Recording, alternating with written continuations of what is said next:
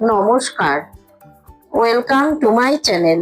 সোমাস অ্যারোমাবিন্ডের পক্ষ থেকে আমি সোমা বলছি। এখন বাজারে শুধু ঝিঙে, পটল, কাঁকরোল এই ধরনের সবজি পাওয়া যায়। তাই পটল দিয়ে বিভিন্ন রকম রেসিপি আমাদের বানাতে হয়।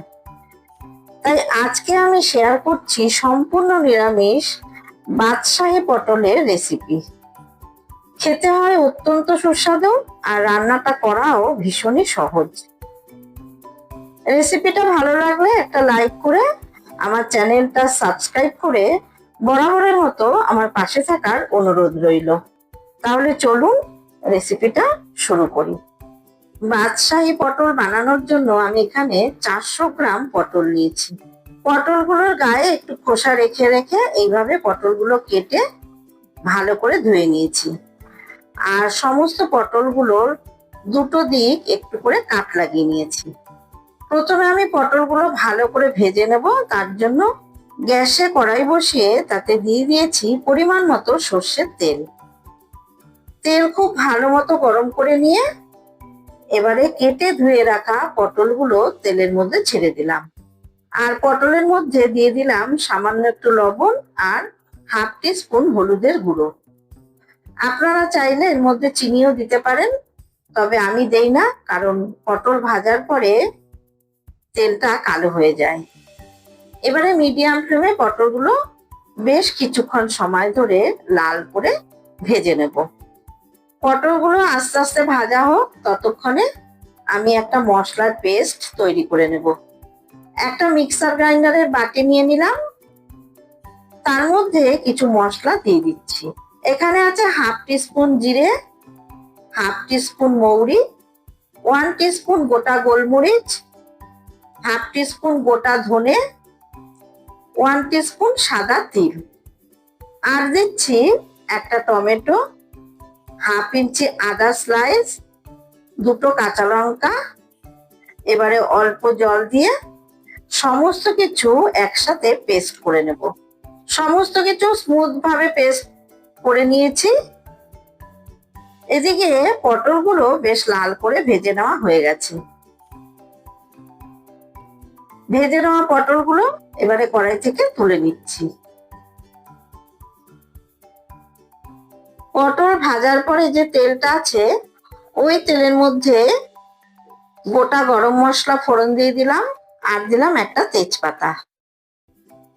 ফোড়নগুলো 30 সেকেন্ড মতো ভেজে নিয়ে যখন ফোড়ন থেকে সুন্দর একটা গন্ধ বেরোবে, তখন আগে থেকে তৈরি করা মশলার পেস্টটা দিয়ে দিলাম। এবারে একটু নাড়াচাড়া করে দিয়ে দিলাম 1/4 টিস্পুন হলুদের গুঁড়ো। মিডিয়াম ফ্লেমে এবারে মশলাটা ভালো করে কষিয়ে নেব। মশলা ভালো করে কষানো হয়ে গেছে, মশলা থেকে তেল ছেড়ে দিয়েছে। এবারে এর মধ্যে দিয়ে দিচ্ছি 1 বাটি ছানা। ছানার বদলে আপনারা পনিরও দিতে পারেন। পনিরটা হাত দিয়ে ভেঙে তারপরে এর মধ্যে দিয়ে দিতে পারেন।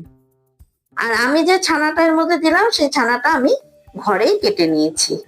মশলাটা এবারে একটুখানি কষিয়ে নেব। দিয়ে দিলাম স্বাদ মতো লবণ আর 1 টিস্পুন চিনি। লবণ চিনি ভালো মতো মিশিয়ে নিয়ে দিয়ে দিলাম মশলার বাটি ধোয়া সামান্য একটু জল। ছানাটা মশলার সাথে ভালো করে কষানো হয়ে গেছে। এবারে দিয়ে দিলাম পরিমাণ মতো গরম জল। খুব ভালো করে মিশিয়ে নিয়ে গ্রেভিটা এখন একটু হাই ফ্লেমে ফুটতে দেব। গ্রেভিটা ফুটে উঠেছে, এবারে দিয়ে দিচ্ছি ভেজে রাখা পটলগুলো। ঝোলের সাথে পটলগুলো ভালো মতো মিশিয়ে নিয়ে ওপর নিচ করে দিচ্ছি। এবারে উপর থেকে দিয়ে দিলাম 3টে চেরা কাঁচা লঙ্কা। তারপর ঢাকা দিয়ে মিডিয়াম ফ্লেমে রান্নাটা হতে দেব। মিনিট 7-8 পর ঢাকা ওপেন করে ভালো মতো নাড়াচাড়া করে দিচ্ছি। পটল ভালো মতো সেদ্ধ হয়ে গেছে আর গ্রেভিটাও একদম ঠিকঠাক হয়েছে। এবারে দিয়ে দিচ্ছি 1/4 টিস্পুন গরম মশলার গুঁড়ো, আর 1 টিস্পুন ঘি। ঘি আর গরম মশলা গ্রেভির সাথে খুব ভালো করে মিশিয়ে নিয়ে গ্যাসের ফ্লেম অফ করে দিলাম। তৈরি হয়ে গেল বাদশাহী পটল। এবারে ঢাকা দিয়ে 5 মিনিট স্ট্যান্ডিং টাইমে রেখে দেবো, তারপরে সার্ভ করে দেব। আমার আজকের এই সম্পূর্ণ নিরামিষ বাদশাহী পটলের রেসিপি আপনাদের কেমন লাগলো অবশ্যই কমেন্টের মাধ্যমে জানাবেন।